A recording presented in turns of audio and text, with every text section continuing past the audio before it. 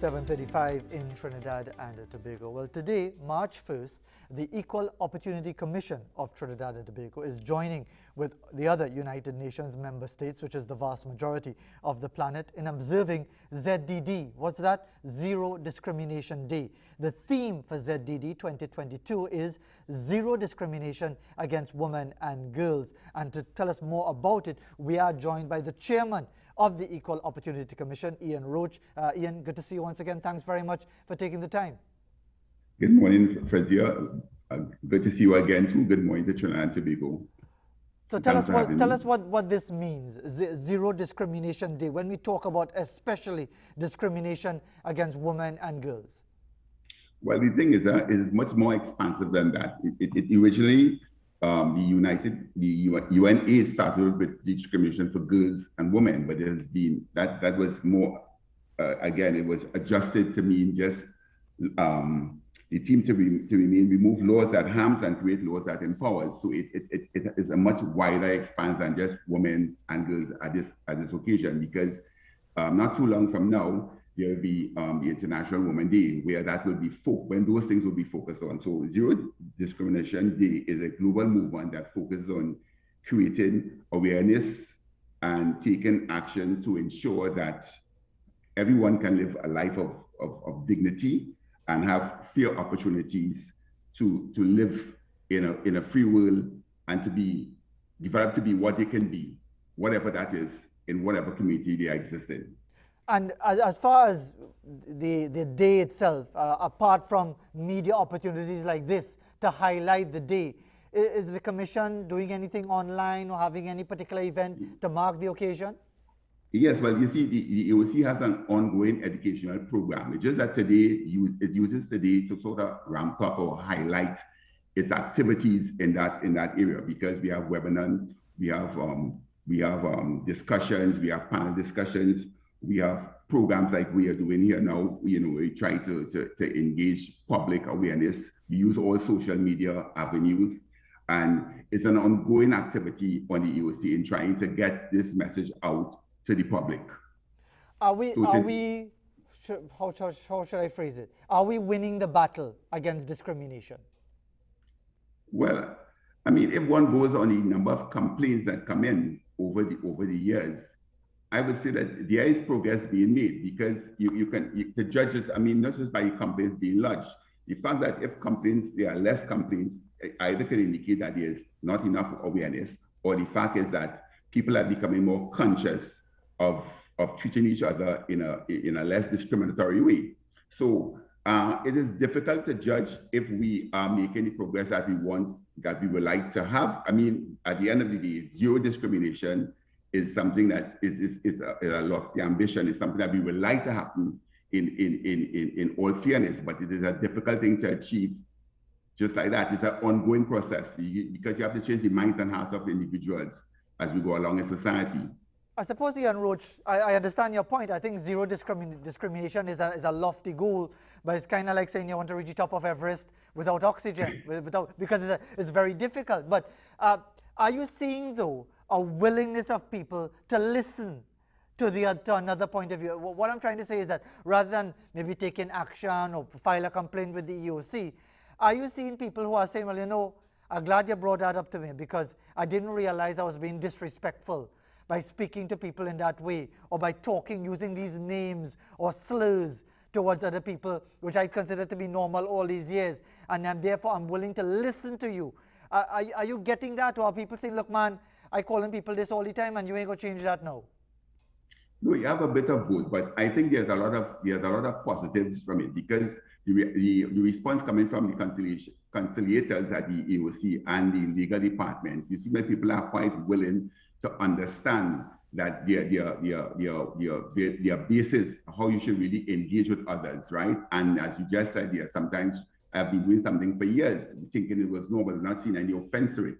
And once drawn to the attention of the individual, there is a willingness to see things from a different perspective. And I think it's something that we need to keep encouraging. And that is why we have on a very progressive and active outreach to employers and employees, where we go into institutions and we try to educate and work with your human resource departments to try to bring that type of awareness to it, so it becomes commonplace and it's easy to discuss, among employees and colleagues as we go along in our daily functions.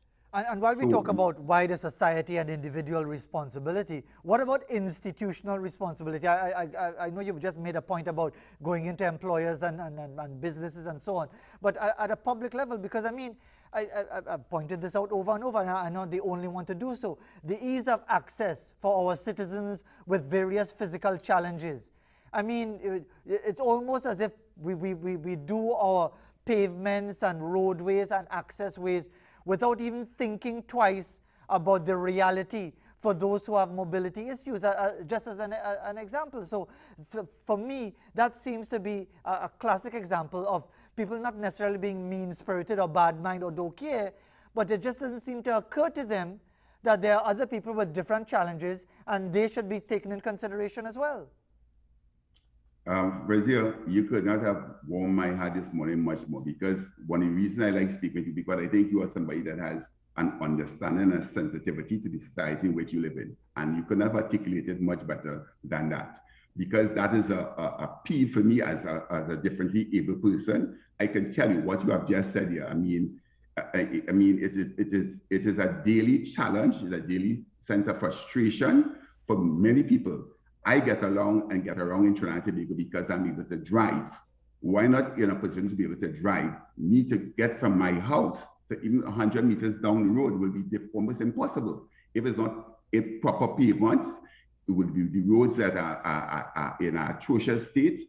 I mean, it's just totally unaware. When I'm in Trinidad, for me to go anywhere, I have to do a reconnaissance to know whether or not I will be able to get into the establishment, whether I will be able to go here, whether I will be able to go there. When I'm abroad, for instance, when I go away to do my medicals in Florida, there is no way I feel as though I'm not paralyzed. There's nowhere absolutely I cannot go. So what you are saying is true. When I was in Parliament for 5 years, I lamented over and over that the Hazy Crawford Stadium ought to be the facilities to accommodate persons with disabilities have not been addressed.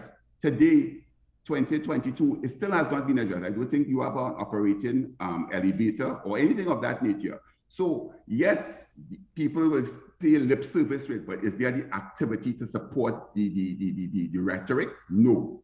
I find it's woefully lacking in Trinidad and Tobago.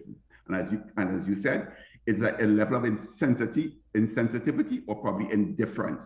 It may not be necessarily born out of mean-spiritedness. It's just an indifference. And what people do not understand, you or any other person at any moment in time can change your status from being an able-bodied person to a person who is significantly challenged. And then you will see what it is mean to get around or to be on the fringes of society and how difficult it is.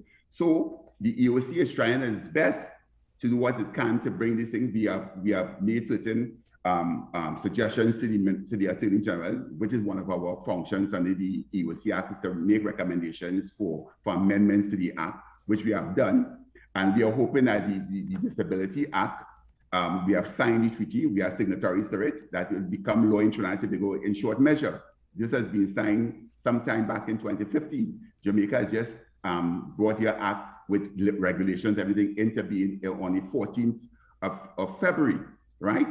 We are a little bit advanced. In fact, what they are seeking to do with their Disability Act, which having signed the convention, we have had the EU, the Equal Opportunity Commission, Equal Opportunity Tribunal, which is a step in the right direction. But we need to go much further than that now. We need to embrace and we need to make laws, legislation that will empower us a little further and provide for persons who are challenged, who are discriminated in that regard, from feeling to be a more meaningful, to play a more meaningful role in society. Because as you will appreciate, people with disability, you look at somebody physically challenged, but that doesn't mean that they're intellectually or otherwise skilled, not capable.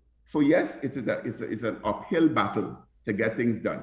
And I really appreciate people like yourself making that type of commentary. Yeah, Roach, it's only stating the obvious, because we are all citizens of Trinidad and Tobago, and people shouldn't be discriminated against because of a physical issue. But again, hopefully, occasions like this, discussions like this, a day like this will allow a greater level of awareness and sensitivity. We want to thank you very much, Ian Roach, and indeed you can go onto the website equalopportunity.gov.tt for more information and for more in relation to these very issues, because it's 2022. We shouldn't have a situation in the capital city of all places where citizens, just because of issues of mobility and access to offices, can't get in. That's beyond ridiculous. And indeed, the Hazley Crawford Stadium issue. But thanks very much again, Ian Roach, for taking the time to be with us at this point. Firstly, I'd like to thank you very much more for having me and for making the comments that you do. I know you pick up the gauntlet and you assist us in making this awareness a more meaningful, and hopefully some activity will come that will bring about some measure of results to us. Let's hope as so. a people. Let's hope so. Thank you very much indeed. 7:45 in Trinidad and Tobago. We'll be back right after this. We have a nice image for you. There it is, a bit of the cloud. We have quite a bit of cloud, but we have a silver lining to go along with the cloud as well. Very nice indeed from one of our viewers.